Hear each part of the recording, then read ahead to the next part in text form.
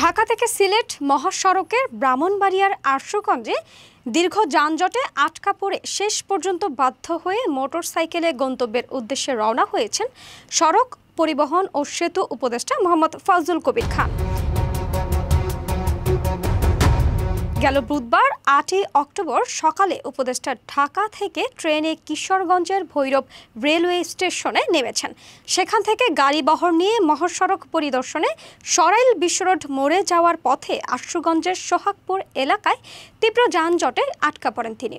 ঘণ্টাখানেক অপেক্ষার পরও যখন যানবাহন ১ ইঞ্চিও নড়ছিল না, তখন সিদ্ধান্ত নেন মোটর সাইকেলে করে যাত্রা করার। চশমা চোখে, মাথায় হেলমেট পরে উপদেষ্টা যখন মোটরসাইকেলে চড়ে বসলেন, তখন উপস্থিত পুলিশ ও সাধারণ মানুষের মধ্যে কৌতূহলের বিস্ময়ের ঢেউ দেখা যায়।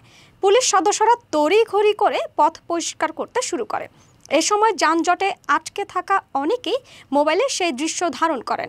আশুগঞ্জ থানার ভারপ্রাপ্ত কর্মকর্তা ওসি মোহাম্মদ খায়রুল আলম বলেছেন, উপদেষ্টা সকাল 10:15টার দিকে আশুগঞ্জের হোটেল উজান ভাটির সামনে থেকে সরাইলের উদ্দেশ্যে রওনা হয়েছিলেন। সোহাগপুর এলাকায় এসে যানজটে আটকা পড়েন তিনি। পরে মোটর সাইকেলে করে যাত্রা চালিয়ে যান। উপদেষ্টার সফর ঘিরে প্রশাসনের বিভিন্ন দফতর সকাল থেকেই তৎপর ছিল। তবে ভারী বৃষ্টিতে এবং অতিরিক্ত যানবাহনের চাপে পরিস্থিতি নিয়ন্ত্রণের বাইরে চলে যায়।